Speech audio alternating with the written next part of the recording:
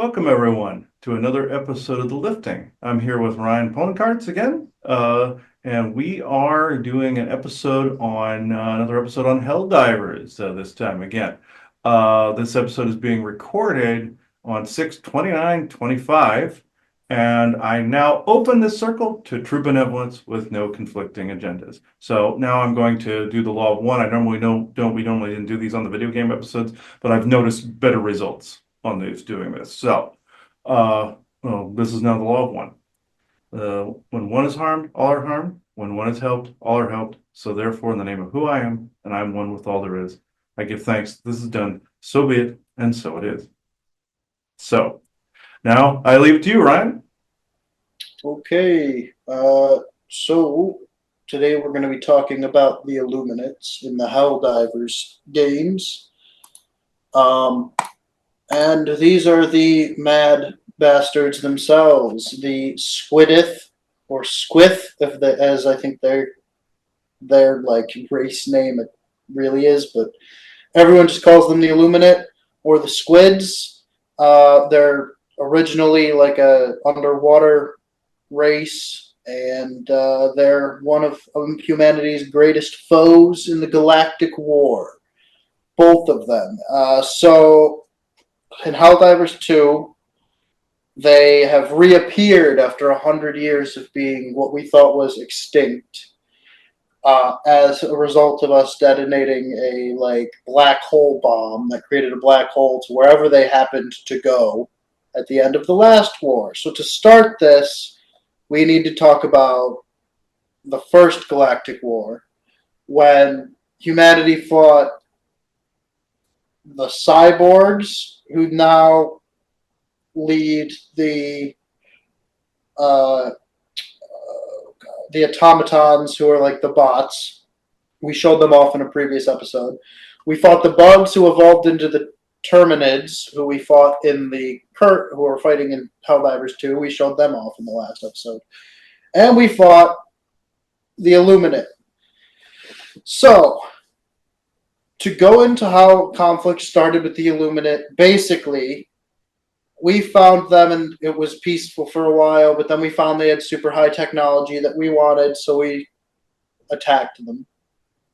They wanted an alliance against the other two with us, but we didn't like their tech, so we attacked them and took it. The war was bad because I didn't play the first game. But apparently the war was terrible and it did a lot of damage and both sides suffered greatly, and then we exterminated them from our galaxy. And they retreated somewhere else, either another dimension or a different galaxy. We don't know. But now we detonated this black hole bomb to destroy a hive of the Terminids, and it opened a portal. And out of the portal came an invasion force of Illuminates with their motherships, the big ones with the... Is it sharing? Yes. Okay. I couldn't see it on the thing. But the large ships that kind of look like a squid. Those are their motherships. Then you have their drop ships, which are where do I have that from? I'll have to pull that picture back up. These are their drop ships, and they're like your classic flying saucer stylized. And they even drop forces out of a beam, just like a classic alien stuff. And then you have their Leviathans, which fly around almost like a stingray in the air, and they just rain down artillery barrages. These have been a big problem in the game recently because they were too strong. They've just recently made them weaker. But so now they have recently they blatantly attacked Super Earth itself in a devastating, horrible attack. And you can see that multiple of our mega cities were entirely destroyed.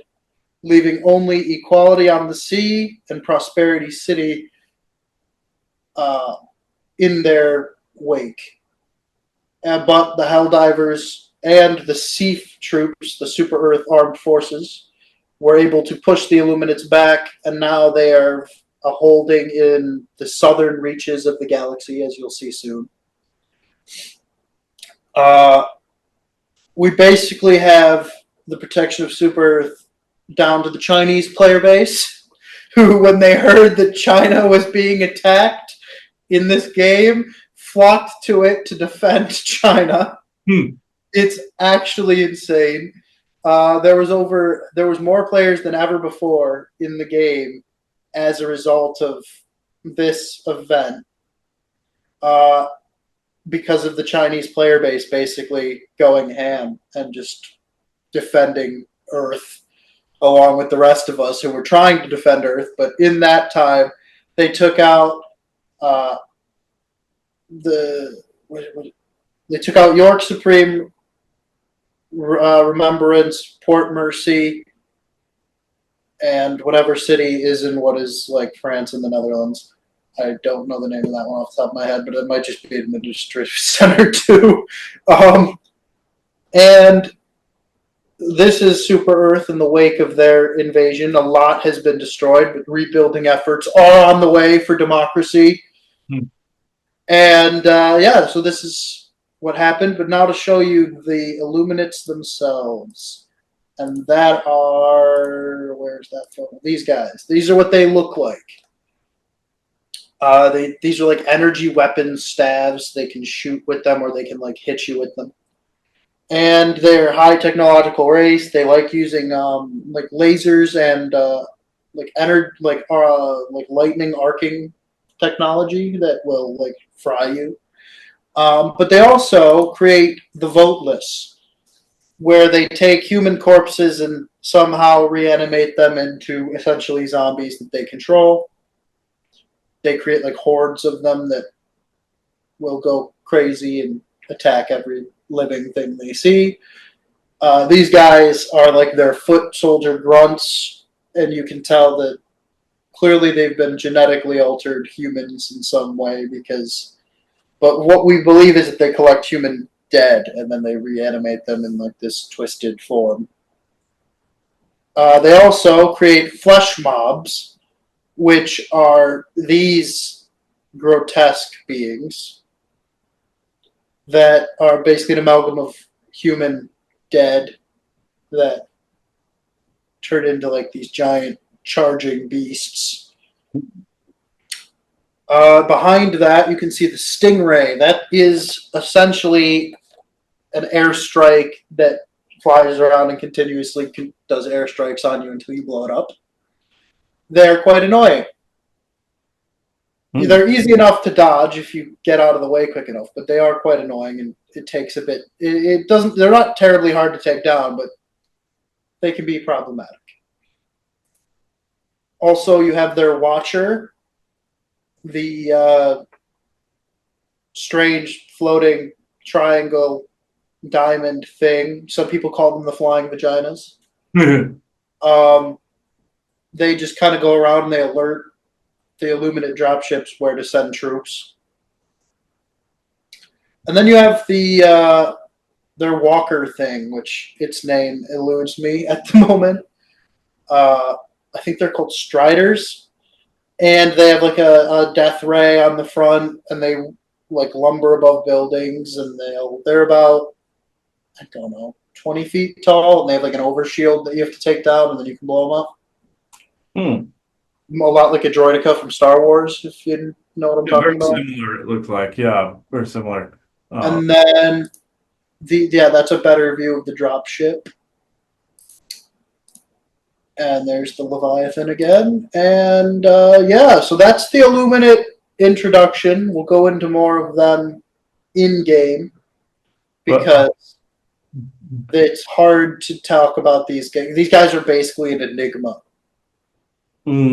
Yeah, this actually, believe it or not, I've actually seen this before. People have gotten these jellyfish and squid like ships on camera before, like that, similar to that. It's interdimensional space. There's a couple different things going. There's three different things going on when people see this. One are void parasites from the void dimension, squid like octopi type one. Then you have these interdimensional ships that are squid-like and squid jellyfish-like. The third thing is ghosts, where I've noticed some ghost fragmentaries and soul shards will appear to be like a jellyfish-like attachment that float around the ethers. This is from Centuries of Dead. That this has happened from like wraith ghost-like fragmentaries that are around. That's another one where some enemies will pick them up and hurl them, throw them, eat them, whatever. But with there's also an octopi type species, but with these guys, this is an actual race that's being depicted. That they it's very similar in armor, very similar with weaponry, and this particular some of them look like squid in the face, like the Cthulhu looking people. Some of them look like goldfish in the face or carp. I've encountered them. I thought they were record keeper type races at first, but this also is also reminiscent. They say interdimensional type of thing. That's also reminiscent of aquatic Draco as well. That are essentially, from what I've learned, they come in and out of the Dragon's Triangle from a different timeline. But this specific one, I'm being told, no, drift away from the aquatic Draco. But this is more of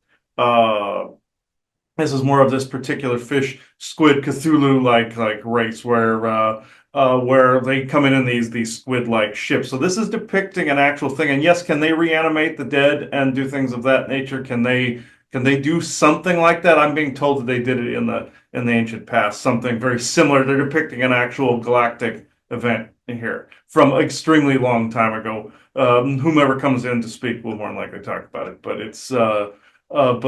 I've seen this type of thing before, and in someone's session, I saw this fish like being that was actually this fish race that was actually abducting people for their basically their psilocybin, and it was in a spot in New Jersey. I spotted it's like you could see the Statue of Liberty from where I was looking this dock, and they were taking it from the workers that would then be abducted, and this particular dimensional race was doing this. It's very similar. Their armor was similar. Their weapons were similar looking. Kind of mix Aquaman meets like Galactic race, and you have like their armor, the real guy's armor looking, with bigger shoulder pads though, like a football player. But and the mask was similar, trying to triangular like that one that you were showing. Very similar. So this is depicting something real, and forest people around me, Isaac's around me, and they're all saying, yes, this is depicting something fairly accurate. Mhm. So if you want to show game footage, that'd be cool.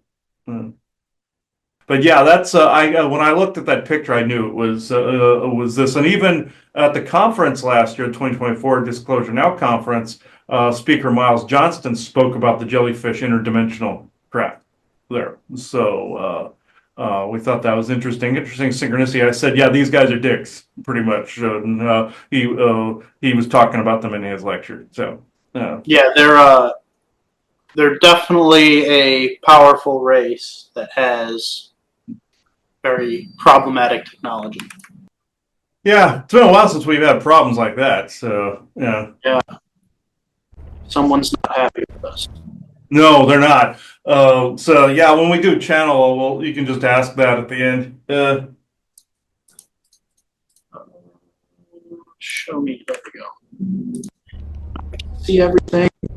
Yeah, I can see it. It's a little crackly sounding, but yeah. It. Oh, the bit rate is fairly low, though. It's choppy. Still, wow. Hang on. Yeah, it doesn't surprise me this is getting interfered with. I've done all I can to make it better. Okay. Yeah, if it's still tad choppy, it's probably not going to matter a whole lot. There we go. Now it's going. There we go.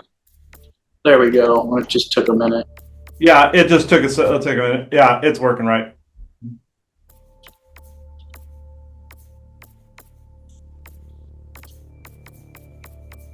I haven't had a chance to play this yet. I'm gonna have to get around to it. It's on PlayStation and PC. Yeah. Okay, so we go to the Galactic War. The purple are Illuminate-held territories.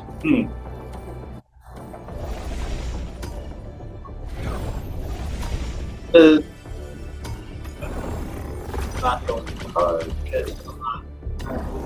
You have a strategic eye.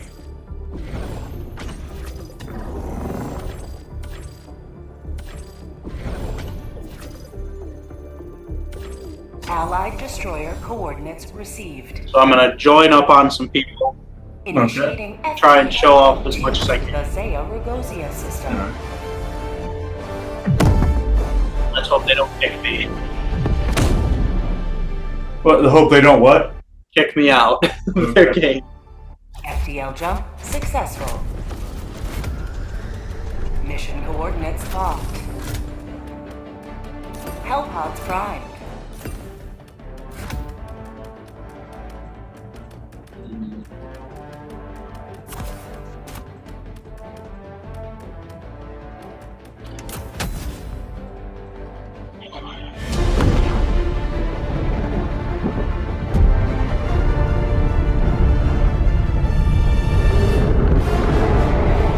Dropping in, everybody. Let's go for democracy. Requesting air support!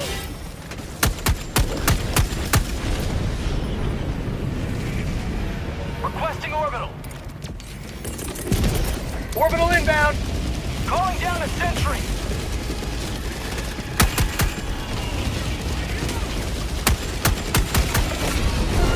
Oh, they're called harvesters. Okay. They're called harp. Oh yeah, appropriate.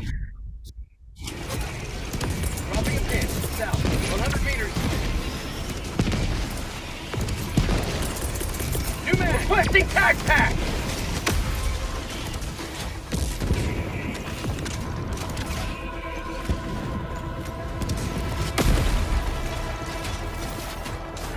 To the skies.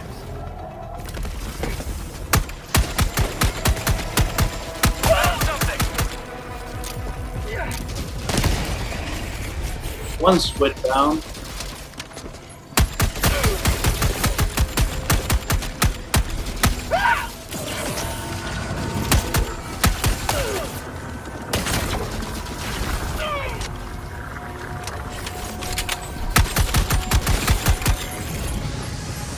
These are the elevated Illuminate soldiers. They're a bitch because they fly around Oh, okay. and they have like a rifle that does a lot of damage and shoots very quickly. But you can kind of see their skin and stuff in this guy.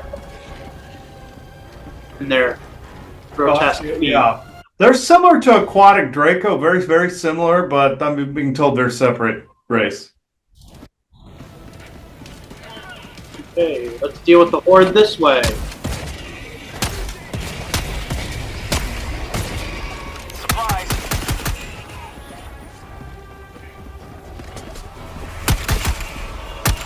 Mag's empty.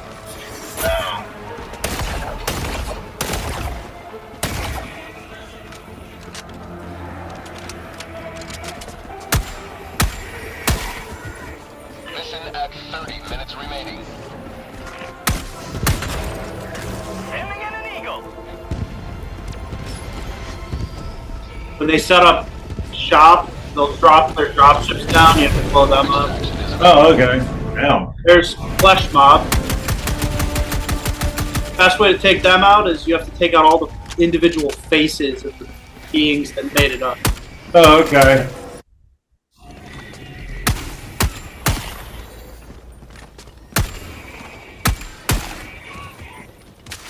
Dropping a pin. West. 200 meters.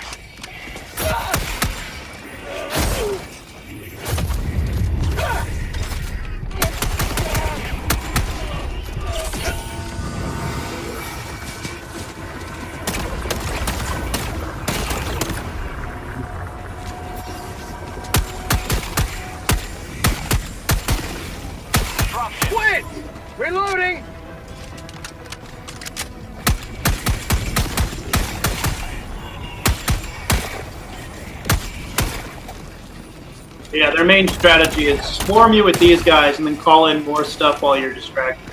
Oh, okay. Mag's empty! Activating jump pack. Get some! Get some!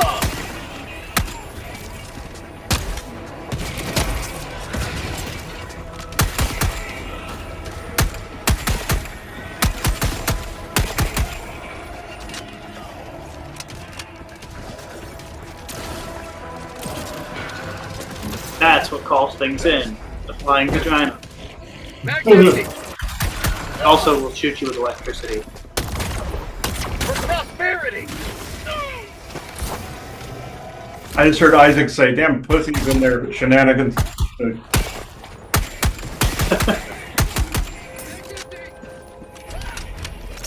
Oh, there's that thing over there is a Destroyer joining cognitive the disruptor. combat zone. So it'll make it so the codes you have to punch in to get your stuff is are different than what they should.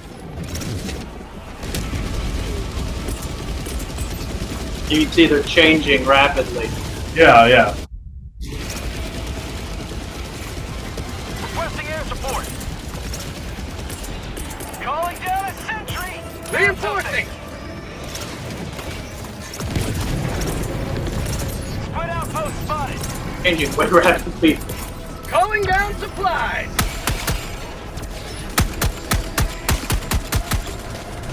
Sending in an eagle. Oh.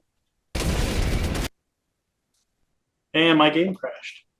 Yeah. Oh, wow. That, yeah, that doesn't surprise me given the topic. But, yeah. Drop again while we try to bring in some channel. Okay. Well, yeah, if you want to do the channel now, yeah, we can do that. All right, let's see here. And then I'll try to run the game in the background muted while I Okay. channeling, and then it'll just be like background footage. Like B-roll, yeah. Yeah. If I can get it to work again. Okay. Did you want to try loading it first before I do that, or? Oh no, you're welcome. So I'll do it on the side while you're going. Okay. Who is it that wants to talk? Is it the forest people or is it Isaac? Forest people. Oh, all right. We can do that. Okay. Who of the forest people group wishes to speak? Is this our usual or is this a new guy? New guy. Yeah, all right. We just met him this morning, folks, off recording. His name is Orton. And he doesn't, I'm not sure how old he is, but he may be of a family that actually knows a bit about these particular beings. Yes. Okay, how old are you, Orton? You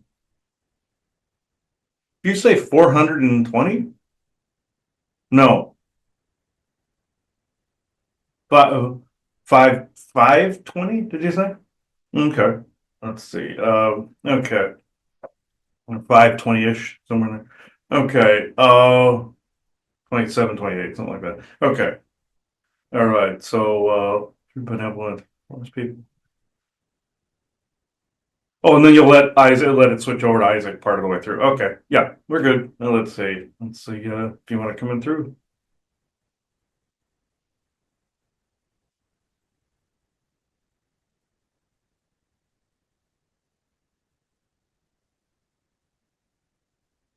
Oh, I know what you want. Okay. I gotta get the foot. The horse people foot if I talk to them. Okay. I was wondering why you weren't. Okay.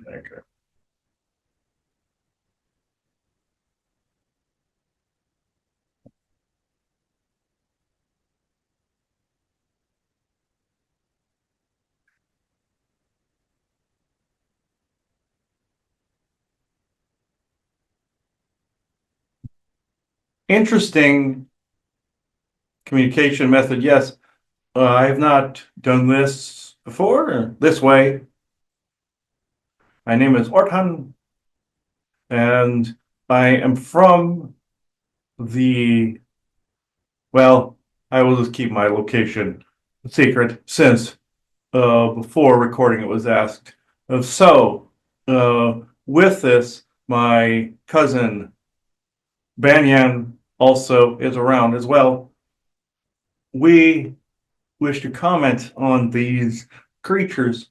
They are a dimensional species that can reanimate corpses, do all these things. That's based also on what you know of as the curse of Enlil, where he could curse the bones, the water in the bones, to trap a ghost on Midgard. This is similar zombie necromantic type of thing, like you mentioned in your necromancy episode. I've been watching longer than you have known me. So has Banyan to a certain extent.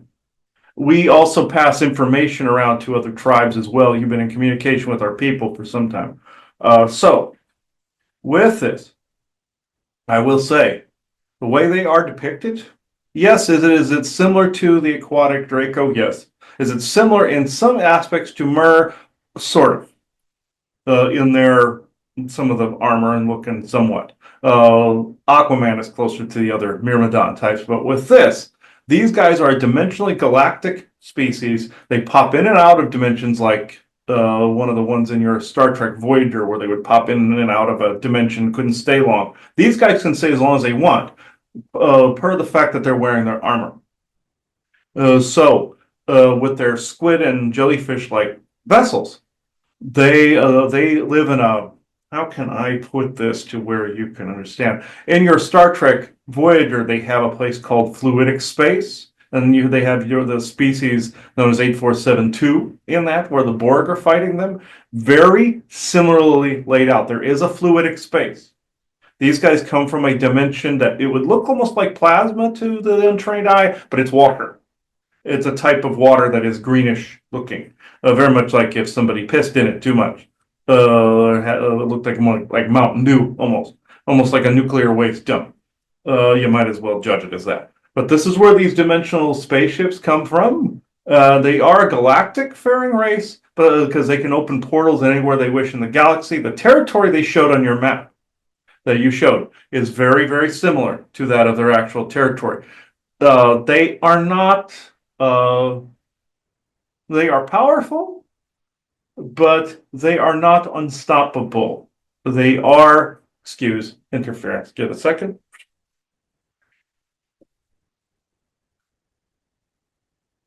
The other jellyfish attachments that people see sometimes are thrown by these species dimensionally, but they are also, as he says, ghost fragmentaries or shards. That's in more of your paranormal realm, not ultra-dimensional. Even though they look very similarly, they can be reassembled to look like a jellyfish. And it was this particular galactic race that did the reassemblage. And so, they are annoying. Let's just put it that way. Second. Excuse. Some interferences, excuse. If you wish to ask me questions, you can do so.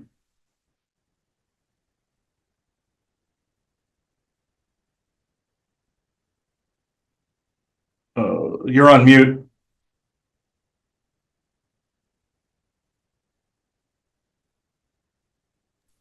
What is their goal basically? Their goal is territory, resources, and well, basically planetary resources. Typical conquer, control, acquisition. They were originally they don't want to admit this, but they were created as a foot soldier, very similar to your regular Draco. They are you would say an Anunnaki acquisition, but they were an Orion acquisition before this, creating a basic acquisition, meaning they acquired the genetics in different places. But they became their own dimensional race. They look nothing like the original acquisition was. But they follow the original programming, acquire resources that they could not get from their original masters. So this was actually a lot longer ago than what you have been told. This is in the millions of years. This is not hundreds of thousands. You can say Orions acquired them later. This is to be more accurate.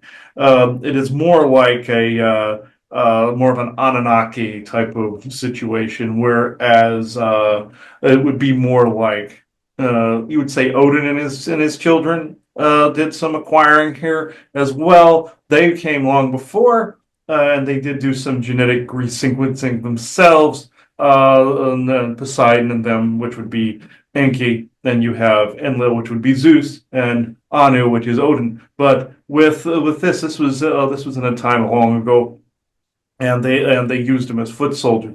Now, the purpose behind them is now, since they become their own race, they wish to acquire all the things they didn't have before. Kind of like if someone was poor and they grew up wanting to acquire what they did not possess before. This would be the case in this instance. They're on complete overdrive, and essentially you can judge them as pirates. They haven't declared their own race, and they have their own spatial and dimensional territories.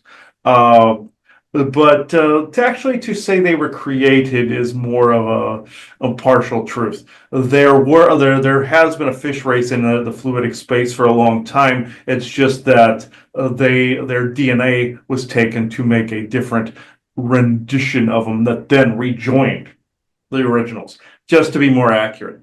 Again, their purpose is just acquiring. That's essentially it. So they want resources and wealth, essentially. Yes, resources upon resources. That's why you labeled them with the harvester label, very much like harvester nanites and Orion resources, like black goo would be. Essentially, black goo would acquire resources. These guys are also programmed to acquire resources. It's the same goal, more modus operandi, essentially. Who are their galactic friends? Their galactic friends, the Draco team up with them periodically. What's left of the Draconian Empire, anyway. It's just a smattering of tribes that you see wearing armor from a long time ago. Mind you, that there's lack of resources, but they team up with. There's a few species you have not heard of yet that are out in Galactic Federation territory. They team up with pirates every now and again. They're known as good foot soldiers. They're good, like how Vikings in the past were hired on as bodyguards and such. And also good soldiers. This is the same thing. Your Lancaneers are good foot soldiers and caravan guards too. These guys essentially can fit the bill. But the thing of it is, though, they're more hired on as just those that would Hulk smash. Let's just put it that way, because of their desire to actually keep what they acquire. If you sent them on a task to acquire something for someone else, they wouldn't give it back, or they wouldn't give it to whom hired them. So if somebody requires something broken, they hired them just to break it, and they can keep some of the stuff or the stuff as payment. So and then acquire those particular resources. So if somebody just has an enemy, they want their stuff smashed up, those are the people you hire. Okay, so yeah, they're just like a wreck the place mercenary group. Yeah, yes, a wreck the place mercenary group, and since they're interdimensional in fluidic space, they're hard to get to. Not a lot of the known species out there can travel between fluidic and normal space, like in your Star Trek Voyager. Like Voyager and Starfleet vessels could not get into fluidic space. The others from there, the species CCs-8472, had to come into this dimension in order to even talk to anyone. So the board couldn't even fly completely into fluidic space. So that's essentially the dichotomy you're up against. And what do they call themselves, or what are they known as?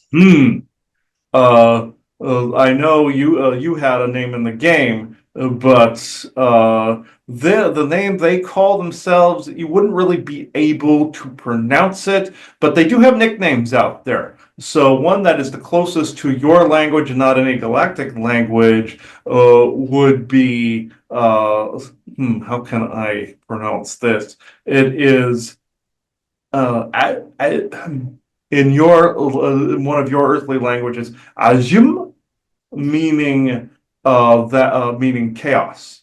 That's essentially one of our words in the Anakam tongue or forest person tongue. Anhalam would be calm, Hashim chaos. So this essentially we nickname them Hashim. because they just bring chaos. Yes, they bring chaos. So we nicknamed them that, and the nickname stuck. That is a good name for a group that is dedicated only to collecting resources and fighting for whoever is willing to pay them. Mhm.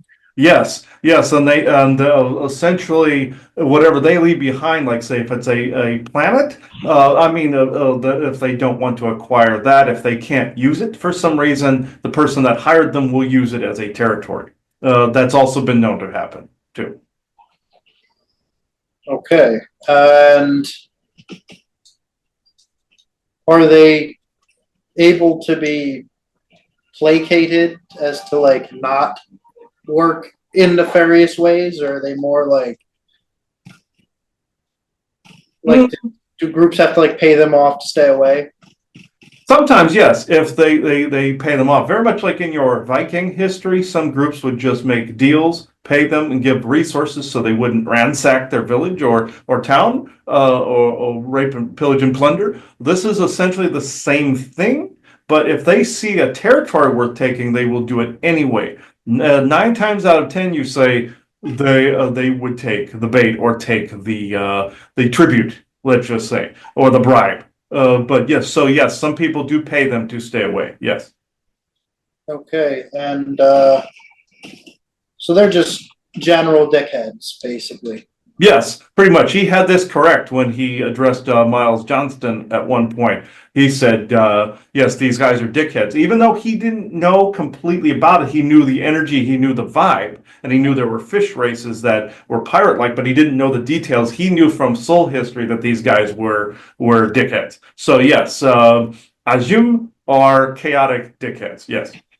So what basically we're getting at is, even though in the game they're like a major enemy force, if it was a real scenario, these guys would be sent in before something far worse showed up. Oh yes, most definitely, and they could definitely be used as foot soldiers if somebody hired them on. I will give them this. They are pretty efficient, chaotic warriors. With that said, yes, they would send them in first before anything else because they rip and tear and blow up and shred. So if you're going to send a wave of anything in a war first, it would definitely be them. And they don't do the whole reanimate the dead thing anymore. No, the resources just simply aren't there, even though there are dead people. It is you would say, a royal pain in the ass to actually pull it off. Yes, magic can do, yes, technology can do, but it was much more efficient a long time ago. And also the black goo was also used to reanimate zombies as well. But in this day and age, your black goo is just trying to acquire resources that are on Earth at the moment, and there is not much of it left. It's actually pretty much gone by almost the wayside, which is very, very fortunate for Earth. You don't want a flood-like situation like in your Halo, trying to reacquire and change things. That's the Orion Codex. You really do not want people transforming into Orion copies and facsimiles all over the place. You do not wish this. So, with that said, yes, the reanimating of the dead. He saw in a vision sequence a planet that was infected with an Orion virus that would have been the goo, and turn nanotech and turn the population into zombies, like what people write about, like your Walking Dead. They're getting it from the past, you see. And did these guys come in with the Orions from wherever they originated? Yes and no. They were, like I said, around, but the Orions acquired them as a resource when they invaded. So yes, then they coupled with them after that, yes. Have they ever had issues with the Orions and fought them? Yes, they have attempted to acquire their resources as well because they did not wish to be chained. And they've attempted to go after Asgardian resources as well in the past, and that failed miserably. But yes, they have actually gone toe to toe, you would say, with Orion forces in different times in history when they appeared. So yeah, it was attempted, but then this is when the Orions acquired them because they attempted to come after them. I They see. would, they And, figured they would acquire them because they're powerful. Yes. and they they don't tend to come around this area much, like the Earth. No, when people get them on camera, yes, deal with those fluidic jellyfish like ships. That's these guys. Sometimes they'll make it look like a weird condensed cloud, even though other ships take the forms of clouds like Draco and others doing their gassing and all this other stuff, and others that are hiding in lenticular clouds, all this other stuff. But very specific ones, people call these jellyfish interdimensional craft. That's them, but they can't really acquire too much here. Earth is too not necessarily just guarded over, but it's extremely dimensionally based. It's extremely rich in ET resources and other races, and they have been bound into the galactic treaties, so they cannot do anything to Earth resources, no matter how much they want to acquire it. This is actually a good thing that is protecting you. See. Okay. Any final statements about these guys?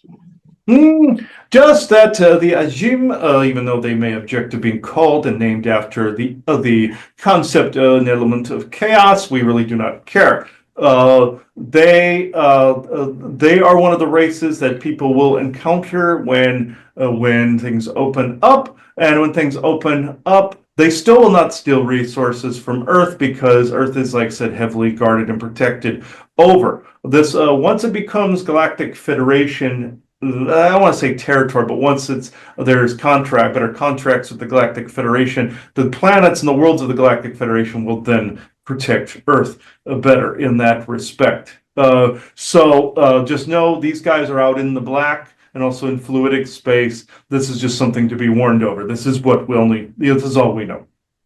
Okay. Thank you. Your Isaac wishes to make a statement really quick. Give me a moment.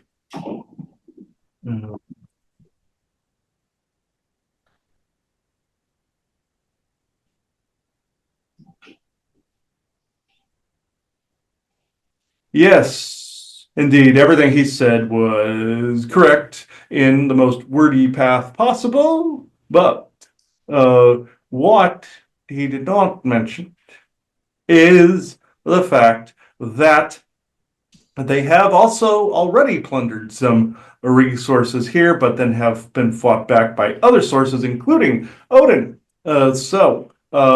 This is what I know. They didn't mention that also they are trying to acquire aquatic Draco resources. They are one of the only races that can contend with the smash grab and Hulk smash mentality of the aquatic Draco that are very similar in mentality to them. They might as well be called Ajim as well, but might as well label one race this.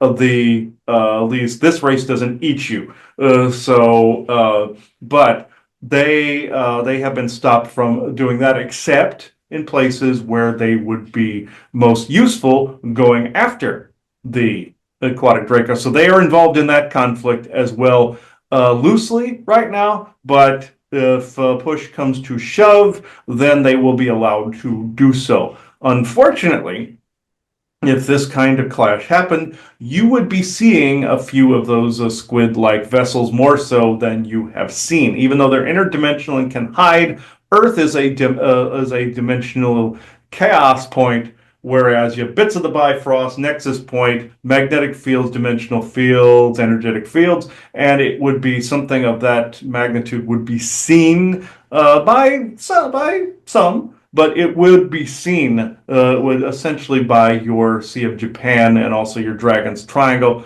They can use the Bermuda Triangle as well to go through as well, but it would be seen. But this is something that has been considered as more of a fighting point in that particular conflict, especially by the forest people and your military. But they also don't want them around on Earth trying to acquire things because it would turn into a bit of a quandary. But it has been open to consideration and on the table. So this is really all I wanted to say. So essentially, if things get bad enough, we'll hire them, but then we'll have to fight them too. Yes. Yes, this is the only quandary and problem involved in this because they are quick to turn and think of themselves only. At that particular, when they see a resource, they grab it. Shiny things, they go for it, kind of thing. Kind of like the whole ADHD squirrel mentality. That's essentially how they are. Ooh, shiny, ooh, shiny. Kleptomaniacs galore. What resources in particular do they want? The resources they want anything that could upgrade their power base. Nuclear being at the top of the list, even though that's highly illegal in the Galactic Federation, they do not give a shit. So the nuclear being at the top of the list, and even radioactive residuals like your Chernobyl, they'd clean it up, but then we don't want them to acquire certain things. Even nuclear waste they couldn't actually use. The scourge and poop of the nuclear technology, or also scourge would be nuclear technology as well.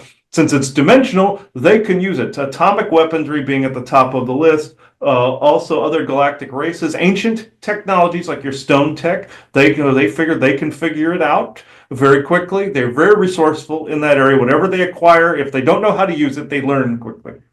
So this is something we do not wish for them to acquire because they would gain very much like in your Star Trek Discovery. They didn't want the Breen. Breen are very similar, by the way, in Star Trek, Next Generation, Discovery, Deep Space Nine, any of them, Voyager, any of them. They didn't want them to get the progenitor technology, which was essentially like old ones, some Anunnaki influences, etc. They do not want. Nobody wants them to acquire that. Very much like the Breen, which again are very similar in mentality.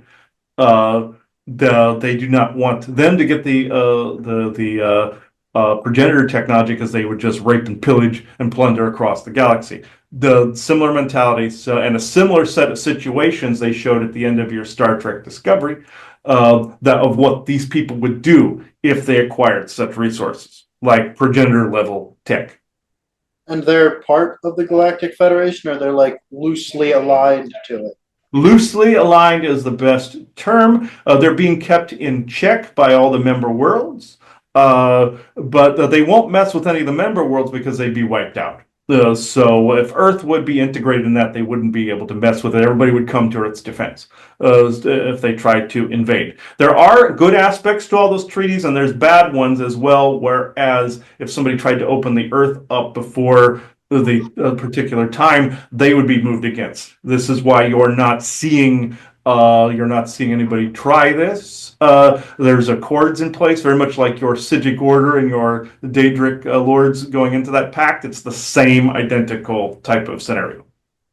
Okay, so they're like a resource to be used in bad times, essentially. Yes, essentially, yes, correct. They figured if they're here, we might as well use them. They can Hulk, smash, and grab all they want in situations where it is warranted and needed. Yes. Do you have further questions? Yeah, that's all I've got. Sorry, I just got like trampled by a bunch of these guys. Yes, and rightfully so as well. There, Mr. Pot Fridge. So, in this out of context moment that I will leave a mystery to the public, I bid you adieu. Goodbye. Okay. All right, that was interesting. Yeah, he was showing me images of when they've had to use them out there. And what he's saying is there are certain things in the works that are speeding up towards disclosing a lot of this. Timelines have shifted to the point where it's possible to let some things out of the bag, but let's see if you can give me at least one thing here. Yeah, I know the 100 years disclosure narrative. We're going to be talking about that at the conference this year. whereas everything was slow drip to Valiant Thor and them essentially set it up to where eventually it would be revealed 100 years after the Eisenhower Accords. But with that said, if people want it out earlier than the 2050s, they have to put this out there. There's a lot of stuff going on to where it could shift even to within this decade. So that's essentially what he was getting at. And so It just had that big like UFO UAP thing in the Senate like yesterday. Mm-hmm. Yeah. Even though some of that is narrative, a lot of things are for show. There's also truth being shown as well. So yeah, there is a narrative being played out, but there's a lot of races out there that have tried to integrate themselves into that. Like this is why you see so many commercials with different aliens and stuff in them and stuff like that. They're trying to get people to decode those forms. One of the best known ones is a Mountain Dew commercial where you see all the different ET types that are in the commercial saying we're your bros, we'll drink Mountain Dew with you, that kind of thing. Also, progressive commercial with a forest person and coming out of a UFO, stuff like that. That's why you're seeing it more. There's narrative involved, but there's yield involved, but there's other truth involved in that too. So, and Valiant Thor is the architect for the yield. I came to find out as well. During the Eisenhower timeframe, some of the treaties were tweaked to bring things out over that period. Some truth, some BS. So that's been incorporated in there. In a nutshell, What's he up to at the moment? essentially, from what I hear, he's back on the East Coast area. He's in the private sector, though. He's integrating into business, amalgamating different businesses into a more global concern, like taking some of the smaller, like say computer businesses and stuff, taking some code there and integrating it in, like if it's something from galactic origins or something, like integrating it in that way. Some computer companies, some banking companies, some trying to amalgamate that over to a galactic standard, things of that nature. So he's in a mix between political world and private sector. So from what I hear. At the moment, anyway, he could have shifted since last I was told, but yeah, that's the current one I know of where he's at right now. And Indrid Cold's in the mix as well, trying to represent Lanulus as well, but in that whole mix. From what I understand, Indrid Cold and Valiant Thor are more like company men for the Galactic Federation. They do, like Valiant Thor says he does things his way. He just means he's retooling certain rules out there to be able to apply better here. Like there's these treaties called bracket and branch treaties that have been created. You branch them off of a current GF rule, and you can have more leeway, more flexibility down here if you branch it off and have a certain task that you're performing within a boundary or bracket. And so that's why you're starting to see more ETs and more people are becoming visible to people because they're confining inside of one of these particular bracket or branch trees or fragmentaries, from what I understand. That's why you're starting to see more and more out there. Some of it's military, most of it's military, but I mean on the ground, like people are running into galactics more and more on ground level. We have recently, we've even run into Lane and Vesa recently and Vesa's brother Vosk. So yeah, briefly, but I won't go completely into it. They were just spotted. Yeah, so they were spotted close by.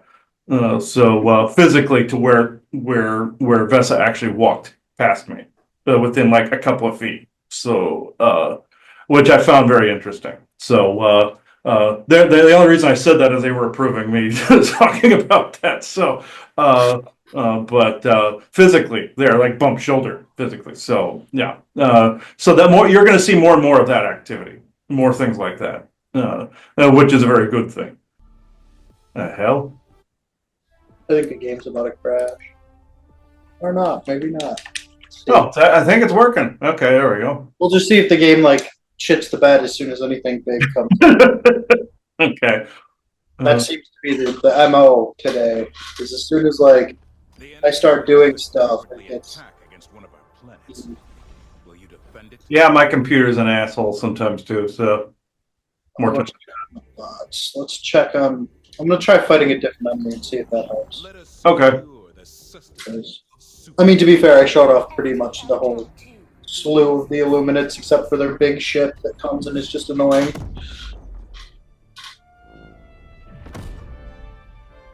We're gonna lose this planet, which is not good. Jump.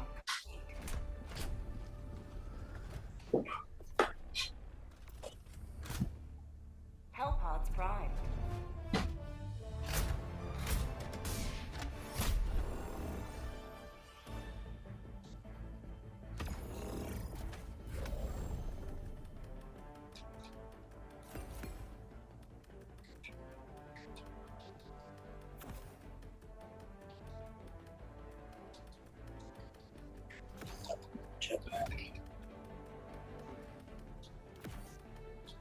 That's actually very overkill for this mission. Hellpod launch initiated. Well, yeah, this is. Ooh, It's working at least, yeah. it's stuttering a lot though. It's stuttering, but yeah.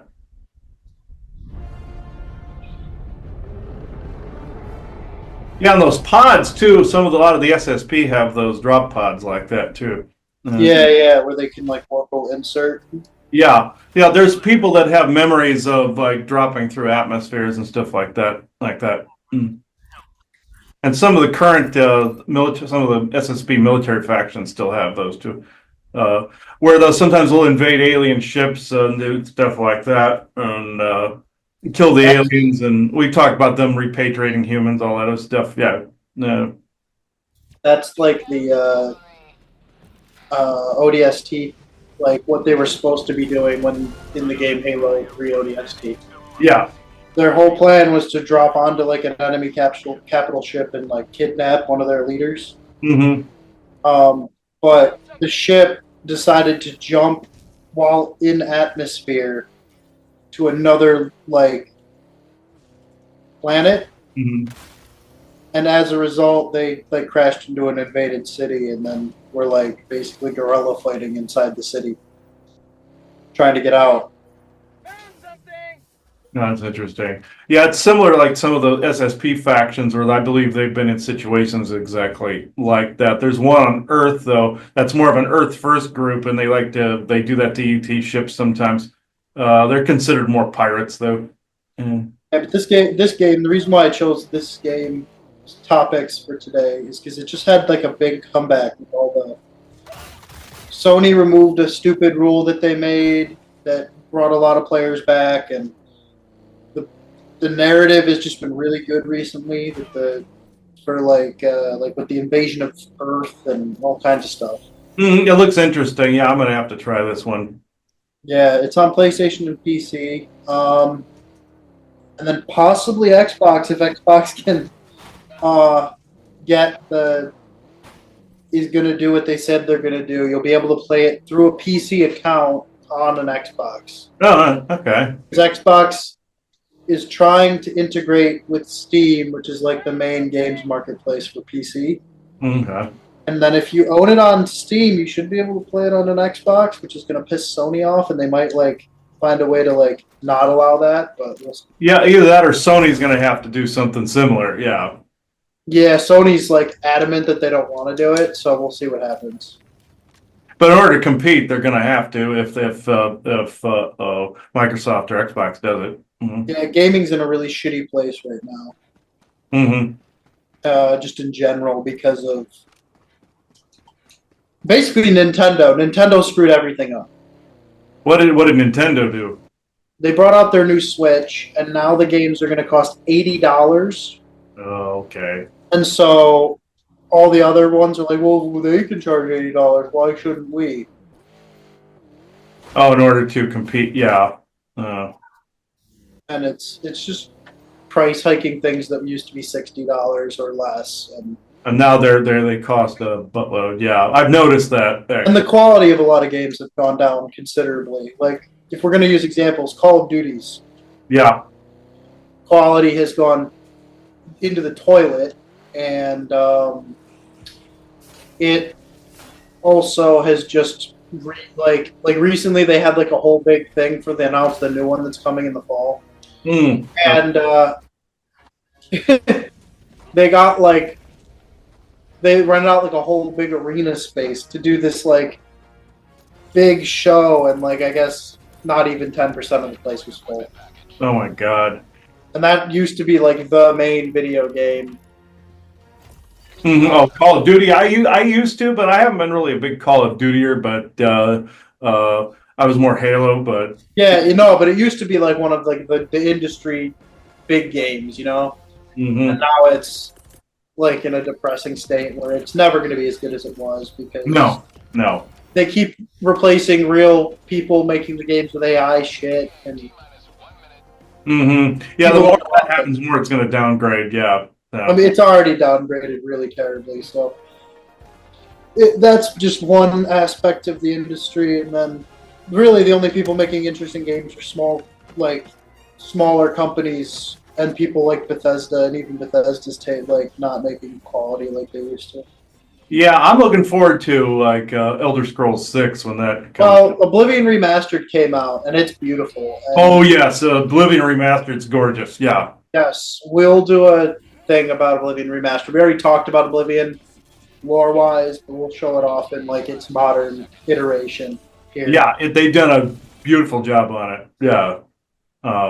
Yeah, I hope that. Yeah, I want to see Elder Scrolls 6. Skyrim, I wish they would fix most of the bugs with, but they go back and Skyrim's bug. Well, the bugs in Skyrim are just the bugs in all Bethesda games because their engine is their engine.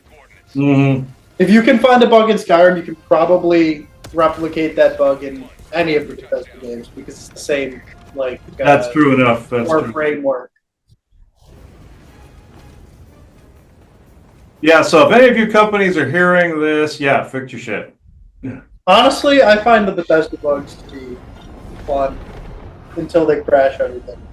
Yeah, I know. I re-downloaded Skyrim when they had it free up for a little bit on PlayStation. Makes sense. Yeah, and it seems to be working fine. It only crashed once on me, so it seems to be fine. Yeah, this game is so fun and it's chaotic as hell. At the high end, it's so chaotic. Yeah, it looks interesting. I'll have to give this a try. Yeah, I'm usually not surprised by how much disclosure they put in a lot of these games. Video game industry seems to have a lot of disclosure. Elder Scrolls being one of the top franchises that has it. Halo and this one seem to be the top ones. So This one's good too because it's made by a small team and they just really enjoy what they're doing. You can just tell that. mm-hmm. Like since I played a lot when it first came out, and I've gotten back into it recently. And like when I stopped playing, for instance, this had just come out. Now we have all these other ones. That one's like a cowboy theme. That one is like a police theme. This one is like ceremonial military. Okay. This one's kind of crazy. These are like the fanatics of Super Earth. These guys are like Urban Defense Force. These guys are like the Gestapo. These guys use chemical warfare. Okay. Fire. And then these guys are like behind enemy line commandos. These are like snow troops. This is just like cool stuff. That is like tech warfare. Mm-hmm. This is just more cool warfare, and then that's like the initial one. But yeah, it's so fun, and I've been working my way through like unlocking all this stuff. Yeah, that looks like a lot of like it's SSP mixed with galactic variations and variants of both. And there's like a bunch of different armors and stuff. So like I'll go through the armors.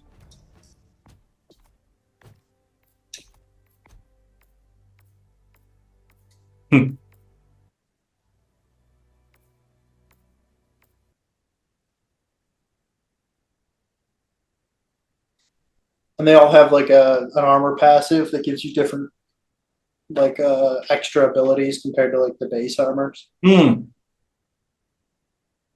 that's interesting. There's even some where like he's got like a prosthetic arm and leg in this one. Okay. That's funny.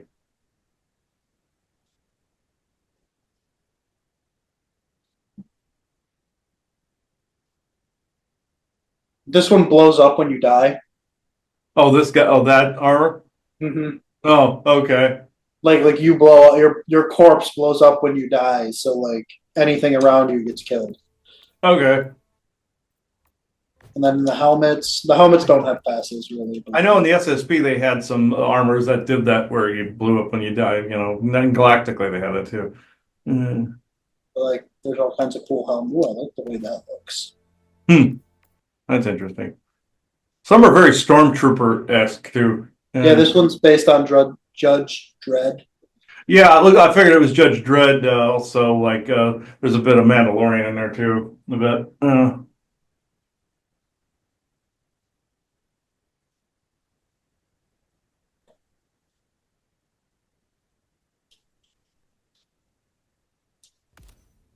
Yeah, this one's very Mandalorian like Yeah, it is. Yeah, a lot.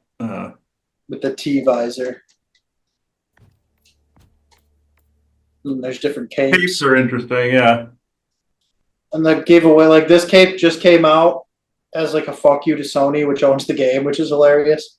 Why'd they do the fuck you to Sony? That's interesting. So Sony basically killed the player count, and as a result, the community review bombed the game, and that's what those red lines mean. Mm. And it was due to the fact that Sony made it so you had to link a PlayStation named account to the game account in order to keep playing on PC. Okay. And PC players don't like having corporations dictating what they have to do. Okay, that makes sense. And as a result, they review bomb the game, and those red lines on that cape are like to signify the review bombing. And the fact they made it a Cape logo on there. That's funny. Yeah. And even the and it was a big. That's why this game fell off for a while, was because Sony fucked around and found out. Oh, good. They deserved that, every bit of that. And now they just removed that like necessity. So now everyone who used to play the game can play the game again. Because there was like 180 countries that were then blocked from doing it because they don't have PlayStation. Oh, okay. Yeah, that's a dick move. Oh, Yeah. no. And they realized it was a dick move. But now it's forever. A year later, though, it took a year for them to remove that. Oh, God. And as a result, they as a we won kind of thing. The developers made that cape and gave it to everybody who has the game.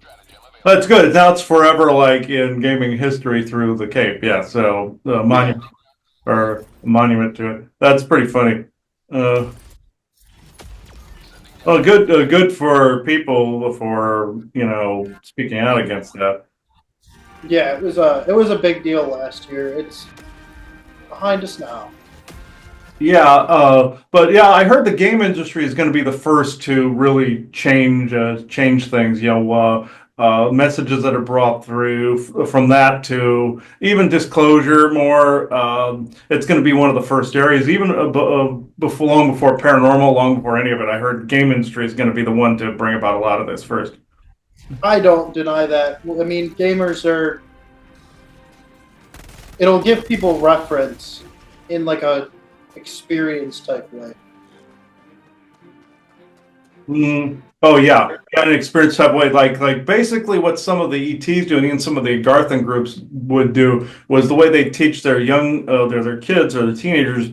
They would put up a holographic type of scenario where they would teach people through experience. So this is the closest thing we have to that. It's kind of like, also that's where you got the idea of like Jumanji from, where they were in this holographic environment and they had to experience the whole game sequence. Also like a holodeck on Star Trek. It's very similar to that. The Jumanji movies loosely touched on the technology type because they could disguise it as like an older console type thing. They were hinting at a game being, even from board game to gaming console, they were basically showing you, hey, this is where this is being taught through, is what the message was in that. So that's essentially somebody who's saying gaming would be the first in that area. Yeah.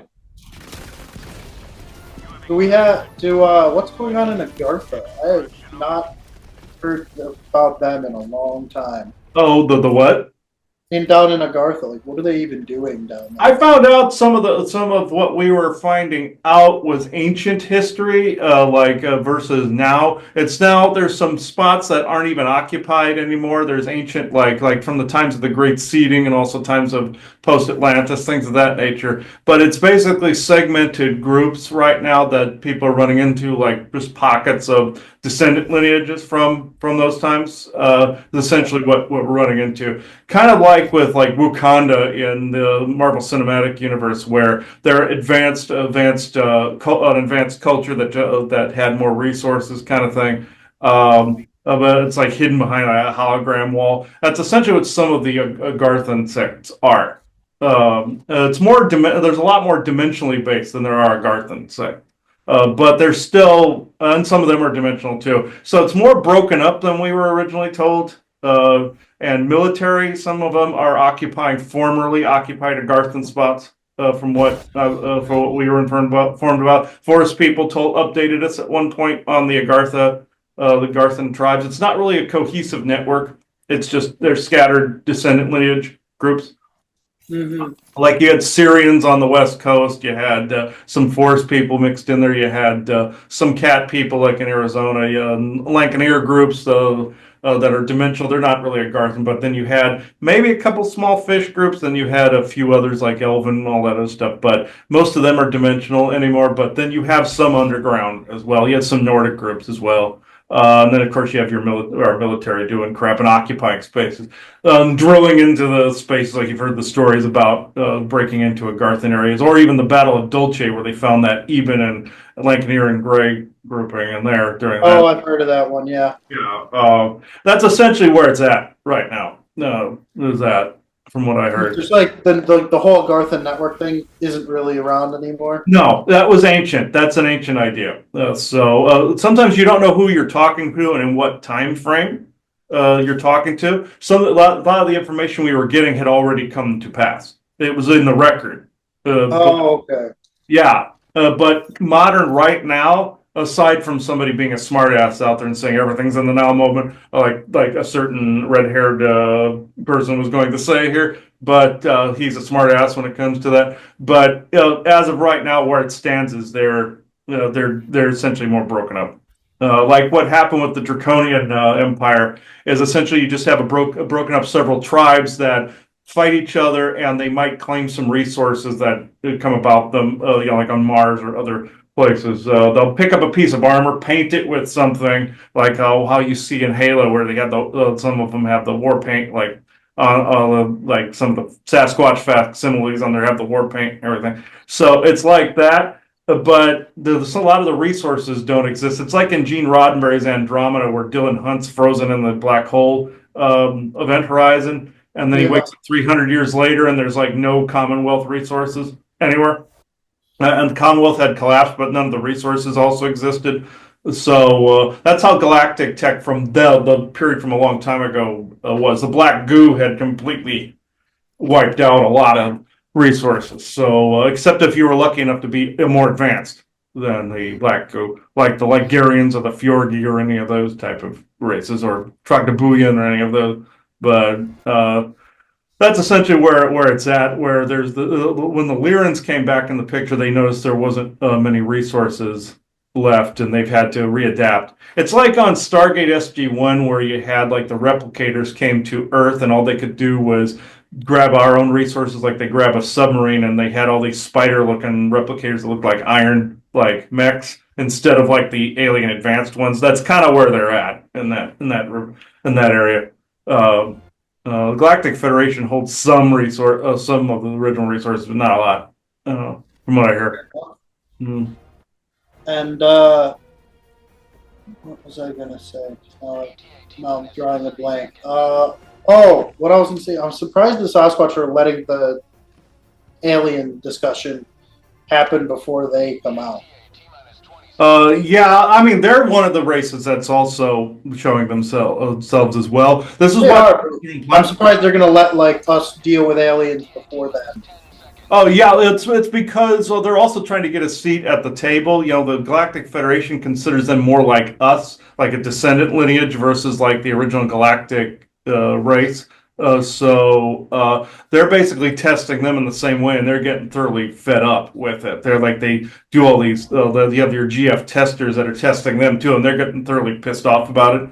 They've advocated for us, but then the Galactic Federation just sees us as a society that actually we'd forgotten some of our origins. And they see them the same way. So yeah, they're going to be up there. They're going to be up there as one of the contacts as well. But yeah, I'm a little surprised too.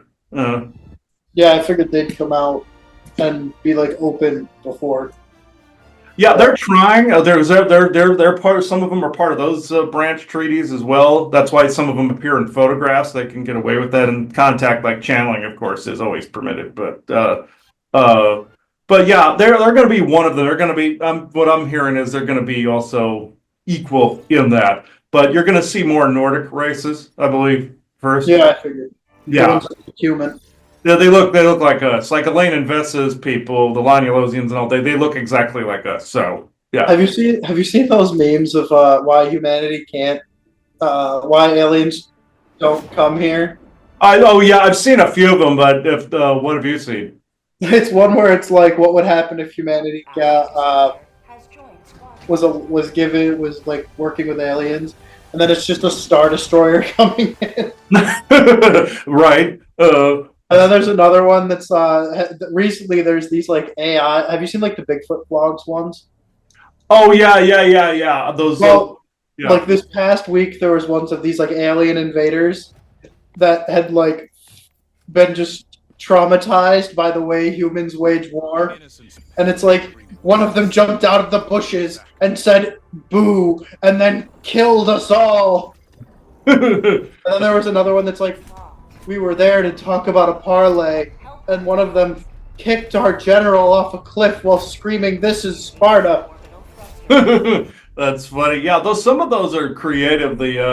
About the Sasquatch also running into their own like paranormal activity, and it's really just humans messing with them. Yeah. Yeah, That's hilarious. Some of those are hilarious. And forest people, they have mixed opinions about that. Some of them find it hilarious, some don't. You know, yeah.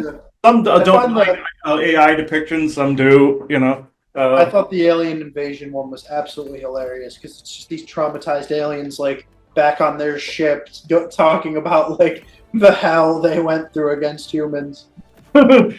That's hilarious. Yeah, that's another area of disclosure I found out. That's why it's being allowed to be created like that. It's another area of like kind of grounding it, kind of grounding it here to earth of how to get people to interact with them in a normal way like that. I came to find that out why that's being created like that. Uh, but those have been hilarious. A lot of those have been hilarious.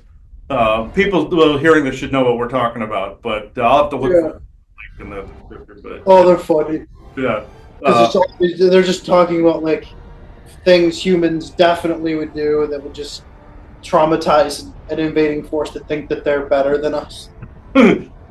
That's funny. That's hilarious. Uh,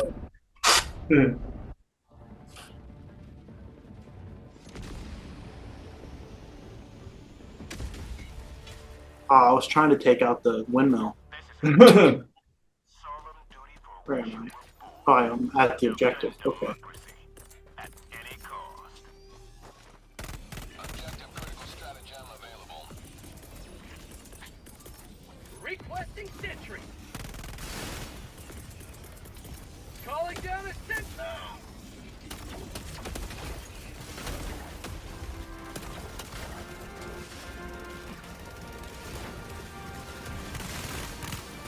New mag.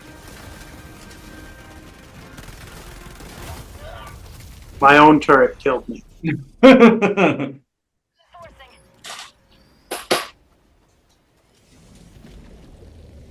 Whatever.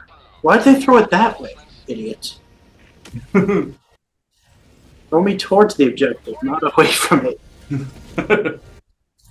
That's always funny glitch. Mm. Freedom requires firepower. Calling down a vehicle. That'll do it.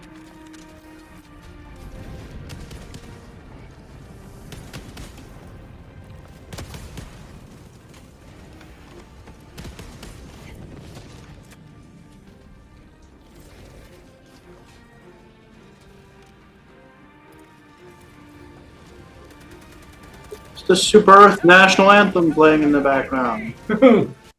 Oh my god, that's such a chilling, like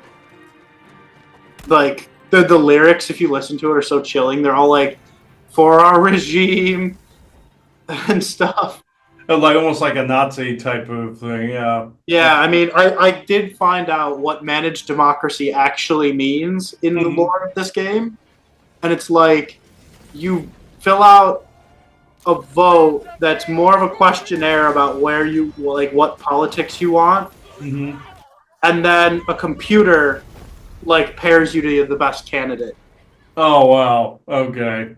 The managed democracy. Okay. Oh yeah. I'm being told that's that's more of a possible like timeline if people would allow that. That Yeah. managed democracy don't allow it is what I'm being told. But yeah. Uh, but that's you don't want managed democracy, so that's a real kind of narrative that they want to kind of test the waters with, and people shouldn't accept that. Yeah. I have a feeling it's going to happen either way. Yeah, yeah. Just like our collision course with the Galactic Federation, and also United North America as well. We're on a collision course for a United North America or North American coalition under one currency too. So, Yeah. mm. I, we also a cool lore thing that happened in here is when Super Earth got attacked by the Illuminates I guess it was about a month ago now. Mhm. The president died valorously defending the planet. And basically what happened is it said an election happened, and then it was like, the new president has been elected. Nobody knows who he is. Not a person. No one knows who it is. Uh, that's funny. Fire in the hole. Yeah, with the North American coalition thing, people can either have it be more like a unity or like an NWO New World Order. You don't want the latter. But yeah, with something like that, oh yeah, he's a new president's been elected. You can't see who it is. That's kind of like basically trying to phase out the actual president role. Yeah, from what I hear, is going to end up happening, phasing out the president role. Uh, Well, it might have to, the way that Trump's been doing things the last couple months. yeah. He's acting like a fucking tool. Well, they all are essentially. Well, I know, but he's just running around going crazy. There's some things that have been good that came out of it, but then there's some not.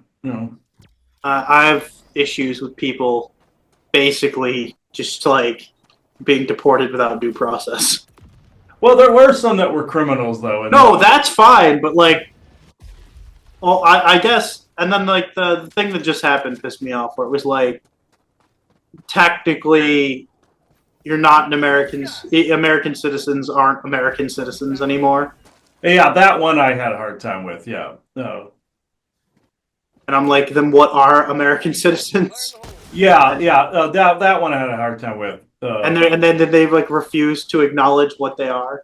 Mhm. So anyone is an immigrant, I guess now. Activating Yeah, technically that's true if you're not Native American. Truth be told, but It is true, but it's also like, well, we can deport anyone now that doesn't like what we say, and it's like, well, yeah, that's bullshit. That part's bullshit. Yeah, so yeah, people are afraid that of course, the other way you had extreme chaos, woke side, and then now people are afraid of police state too. So it's like, yeah, it's too far in each direction.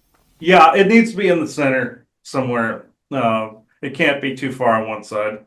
And right now, it's like too extremely opposite opinions fighting each other nonstop. Yeah, that's somebody trying to promote Civil War type of conditions, priming the pilot light for that, or kindling. Yeah. Uh, yeah. I was told it would go from one end to the other and then kind of fall in the center after a while. Well, hopefully. Yeah.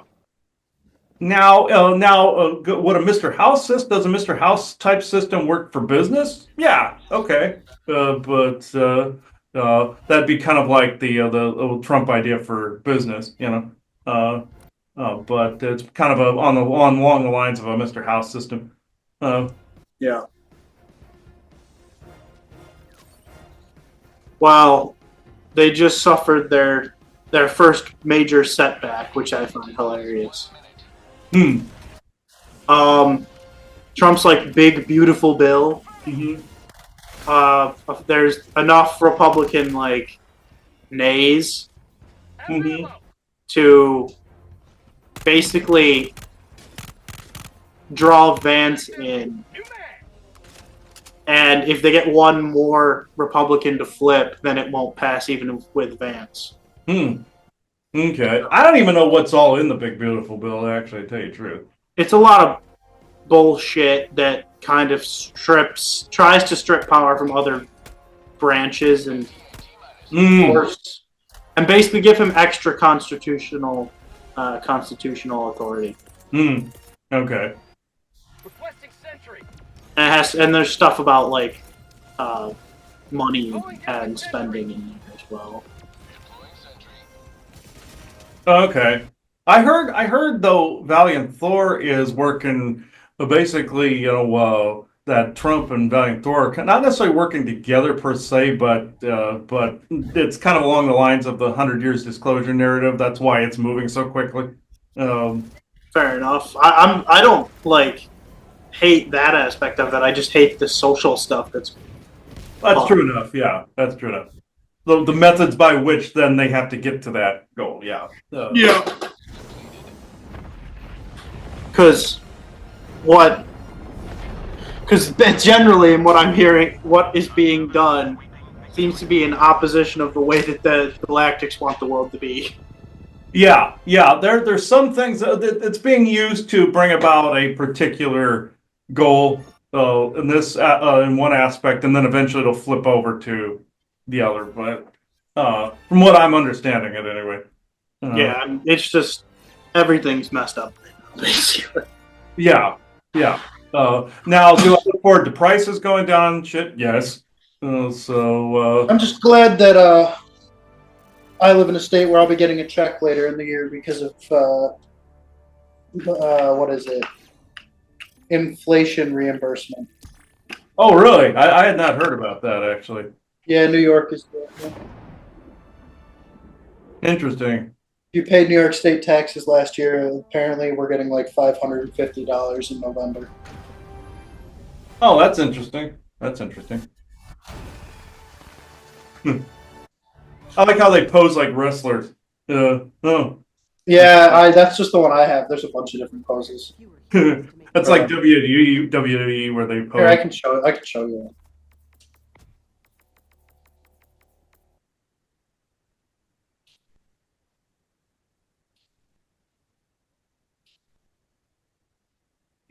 The finger gun.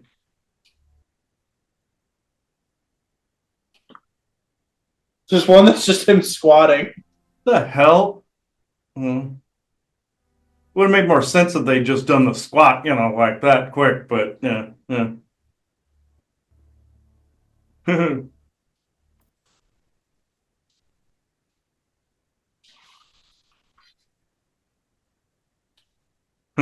Just a random one. There's even more than that. I just don't have them all unlocked. And then there's emotes. Hug. I'm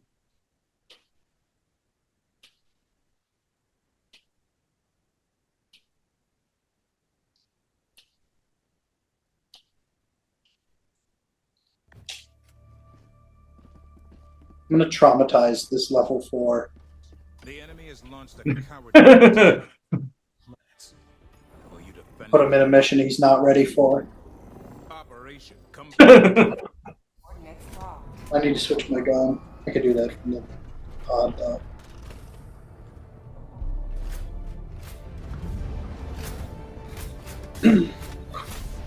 he just was like, this game is so fun, so now it's my turn to be a dick. Okay. Not to make him leave, but just to be like, hey, it can also be hell. That's funny. Have you been kicked off any of them for doing shit?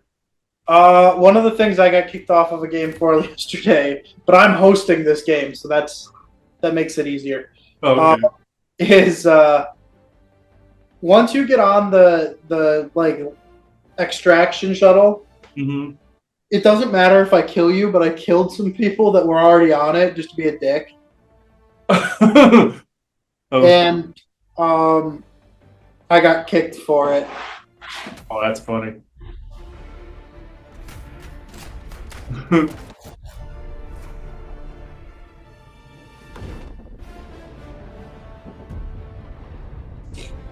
But yeah, you can. One of my favorite things to do is to put like a bomb right next to somebody. Oh yeah, that's hilarious. Oh, in Red Dead Redemption, a friend of mine and I would always go around and just light a stick of dynamite next to people and just explode. You know. Yeah, this is a bit worse though because I'm dropping a 500 kilogram strike like 30 feet from them. That's funny. Yeah, we would just go into places where people were just playing poker. That's because of people like us, they had to make a separate server for people playing cards because we just go in and light a stick of dynamite next to a bunch of people and blow the whole room I'm up. surprised you didn't get put in the bad players lobby. We did for a little while. We did. I know that you can. The Rockstar games have like a delinquent players lobbies that they'll put people in if they don't behave. Oh, we did. We did for a short time, actually. So we'd go around and mess with people as they were trying to like accomplish goals, like pulling the mine cart back into the mine and all that other crap. That was us, pretty much. That's terrible. It's like, so, I would have been so pissed. I would have been like, these fucking assholes won't leave me the fuck alone. like somebody had just won the carriage, from doing the mine cart thing, and we stole the carriage and just ran off with it. So like. And then we shot the guy as he was trying to board it. So yeah, Activating. we were those guys. So Oh, this is a cool little mini game right here. oh nice. Here, I'll show Package acquired. you. And for people listening, the minecart thing is where you had to get the minecart all the way up to the top, or you're fighting people. So we just pull it back down again in the along a track in a mine in Red Dead Redemption. People were considered major dickheads for doing shit like that. So Dropping package. I also, on that note, I used to flood my friend's house in lava in Minecraft. I like as long as it wasn't a house that would burn down from it. Yeah, just fill the place with lava. Mhm. Well, I used to plant explosives under people's houses and set them up. So I don't like doing that because it messes up the terrain. it does, yeah. Package I like my worlds to stay pretty. dropping. Yeah, I like them pretty too, but yeah, it was still pretty funny though. Like if there's a creeper hole, I'll go fill it with dirt. Package acquired. That's how anal I am about it. Oh yeah, I'm pretty anal about that, getting it all nice and everything. Yeah, so. But this one time I blew something up though. Oh, they're fighting the enemy over there. Dropping package. And I'm loading an artillery cannon. I got the terminal. Freedom forever.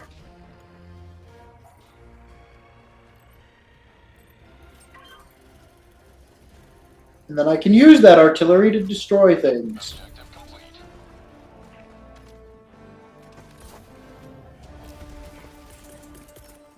Sending in an eagle. Coming in hot.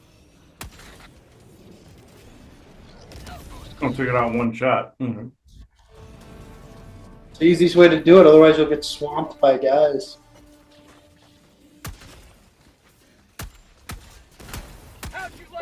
Uh-oh. Uh-oh. Not good. That thing turning's never good. It wants me. Fire in the hole! I missed. There we go. It's gone.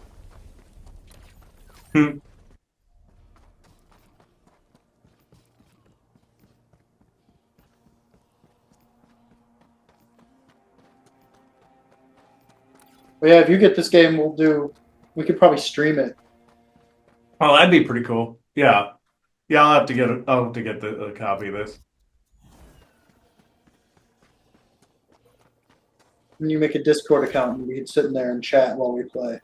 Yeah, yeah. I have a Liftings Discord account, so we can. Oh, then yeah, then that works. Yeah, we can do it there.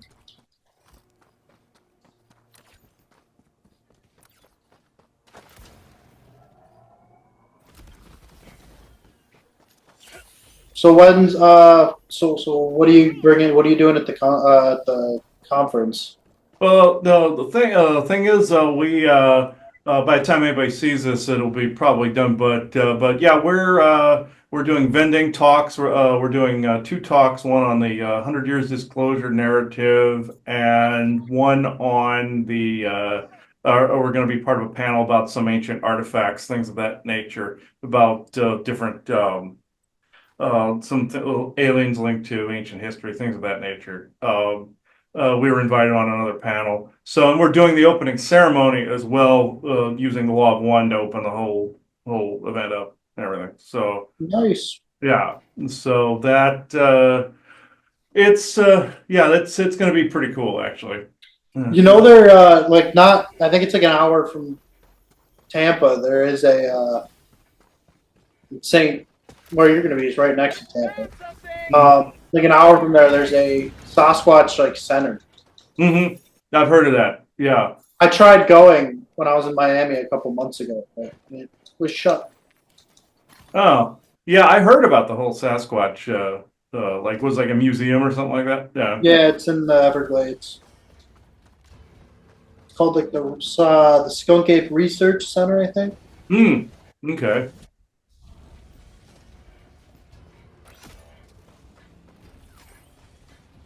Found something! Reinforcing.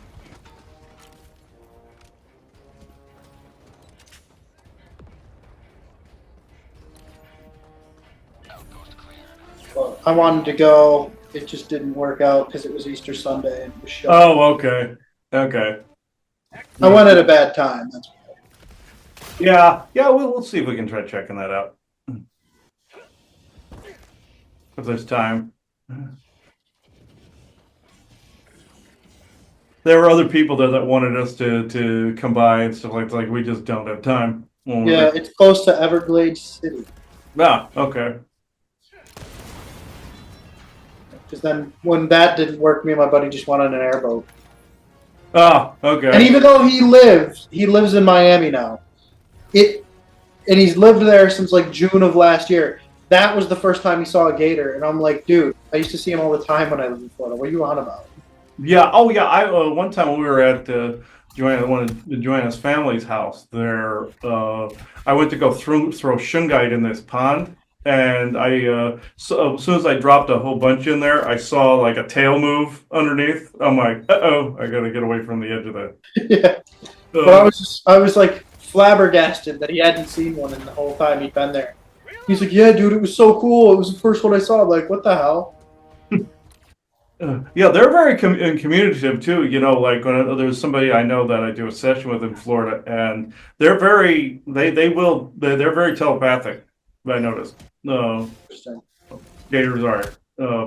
Sometimes I mistook them for actual other reptilians like Draco and such, but no, they run on a different frequency, and they're very talkative. Like they'll point out like entities and stuff that are nearby and everything. So. Normally you expect a lizard to like lie to you, but if it's if it's for their best interest, they tell you the truth. So, but I've noticed that with animal communication, they do talk a lot. Alligators do, and crocodiles. And some do. Some will just keep themselves, but in some cases I've run into that. That's interesting. It took him. That was the first time we ever saw one. We saw one when we were in Florida last. We saw there was a dead one we saw on the side of the road, and then we saw a living one walking through somebody's yard. Mm. That's kind of creepy in and of itself because that person on the way back, we noticed that person was outside walking their little dog, and the gator was gone. So. I was thinking, okay, that person never saw it. When I was little, we used to harass them with an RC vehicle. Oh, they probably ripped RC vehicles up too. They probably did, but they didn't get this one because it was fast as fuck. Oh yeah, they're pretty slow on land, so yeah. Oh, they're not. They do. They can run like 30 miles an hour. Oh, I thought gators always seemed pretty slow as long as they came out of the when they're coming out of the water, they're quick. But like I always Yeah, thought, no, I've seen one like running like 30 miles an hour down the road. Oh, damn. Okay. Mm. And I'm like, I didn't think this thing could do that. Yeah, I didn't think they could do that either, but yeah, that's surprising. Hmm. Ah! Oh, Jesus. God.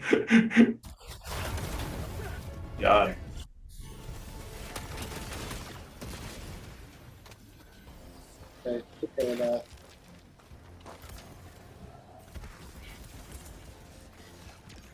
Objective critical stratagem available.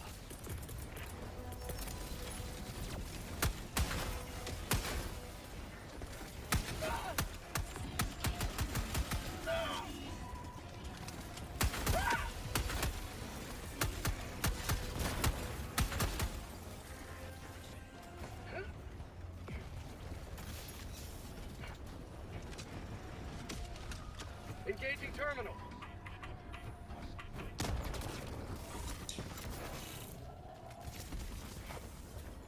Oh, those guys are gonna get killed. Especially F4 is gonna get his ass blown into Kingdom Come. That's funny. And they're dead. Okay. I think they all died, actually, yeah. No, these two are good. Okay. The guy that was right next to it. E2 and P. I'm like, he ran around the corner, he's gone. Yeah. That's pretty funny. Oh, that's funny. I tend to be super efficient. I'll just run from place to place and do everything. Yeah, I do crap like that too in games like this. Yeah. I'll just go do it by myself. Yeah. That's the second one of these guys that I've killed. That's funny. The guy's probably pissed. All I have to do is kill E2 and I'll have killed all of them. I just gotta find a way to do it where I can, like, not be held accountable. Yeah, like if you're just performing the mission and they just happen to get in the way. Or I could just do this right now. I could just tap him.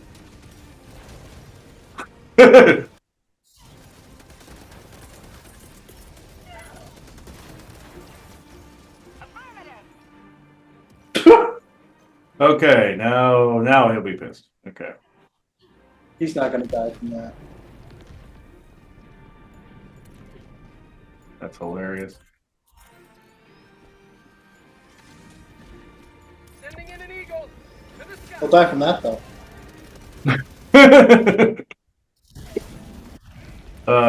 Yeah, he's dead. Calling in reinforcements. I got them all. That's hilarious.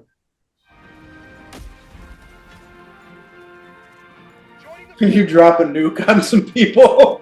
Yeah, they tend to die. Yeah. Oh, he's gonna be like, "Why'd you kill me?" He's typing. I can see it. Yeah. No, never mind. He's trying to call something in. Here, I'll give somebody a jetpack. That'll be. Just like in Red Dead Redemption, my friend and I went around and we were shooting people, running them over with horses and everything, and then blowing them up and such. And then they'd send us text saying, "Stop it," and stuff like that. And eventually they complained to Rockstar. yeah. And then we You got got put- them for a while. Yeah. Yeah, you got put in the bad players lobby. Yeah, in the penalty box, pretty much. Yeah. Yeah. I've been put in the bad players lobby in GTA. You get it for destroying people's cars. No. Well, wah,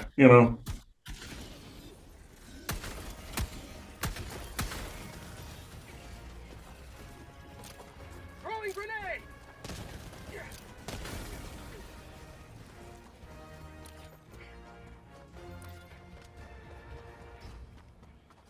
And I would just go around with like an attack helicopter and blow them their cars.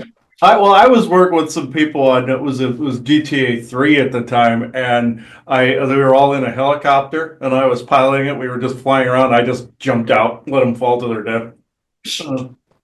Ooh, I could. I jumped out into a swimming pool that was on top of a skyscraper, and seeing them just going crashing to their death.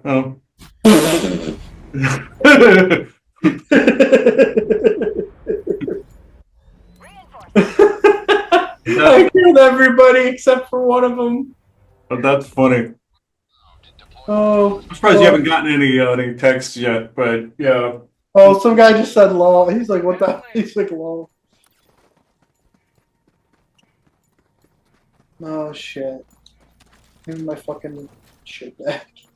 Here we go. Oh, this game. That's funny. I'm gonna have to get this now because I'll be screwing around with this for a while. Oh, this game is so stupid. Calling It's in so fun. extraction. Freedom requires firepower. I don't know if you heard it earlier. Hmm. There's times when like you're in combat, and your character kind of just freaks out. He's like, "Liberty, save me!" No, I didn't hear that. That's funny though. I think I have the gameplay muted so we can hear the chat. Like we can talk and they can hear it. Requesting sentry. Calling down a sentry. ETA T-minus 1 minute, 30 seconds. Administering freedom.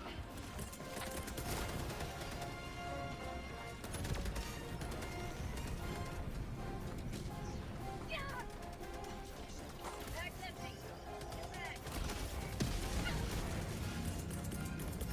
Get back. I didn't even kill them with that. That just. That's funny. I know what happened. I slowed him down so he couldn't get away when something didn't come to kill him. What am I using as a? Oh, I'm using that. Okay.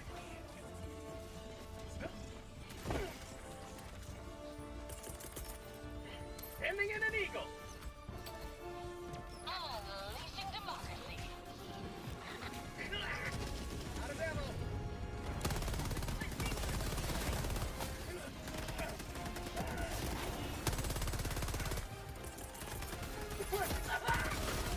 Oh, rude. Hmm. Here, have some napalm. In 6 seconds. Really? ETA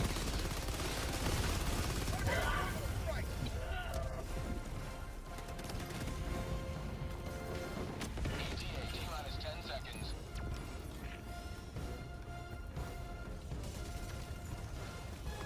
Request approved. Deploying reinforcements. This is Pelican 1. I have visual on the extraction zone. 1 feet of the enemy. Bag's empty. Pelican 1. That has no warhead in it, man. Watch where you're standing.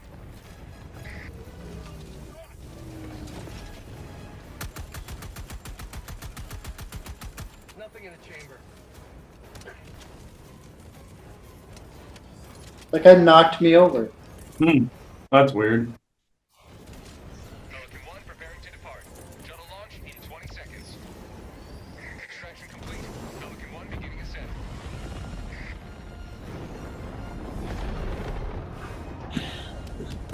Another victory for the right. He knocked me over with the root, like the outburst from behind his missile launcher. That's funny.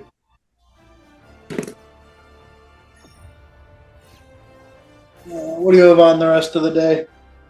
We're probably just gonna go eat here, and then that's pretty much it. No, so yeah, we didn't really have a whole lot planned. So yeah, Yesterday what did we do yesterday? Yeah, we went to Outer Banks yesterday. Yeah, were on the beach for a few hours and then left. Yeah. Nice. Yeah. Yeah. Well, we're probably at the point where we could end this episode at least. Yeah, yeah. Uh, Let's see the victory pose and then let's get out. yeah, the victory pose. Yeah. That'll be a great ending point. So Mhm. mission accomplished.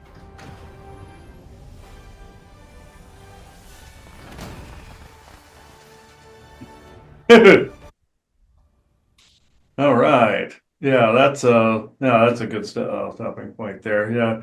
Hope you guys enjoyed this. This has actually been funny, and I would definitely check this game out. This is one of the big disclosure games out there right now, along with Halo, Elder Scrolls, and several other series and all that. So, Ryan, I don't know if you have anything else to add. No, just keeping on, people. All right. Okay, everybody. Hope you enjoyed this. So I now close this circle within true benevolence and no conflicting agendas at this moment in time. So thank you, everybody. Bye bye now.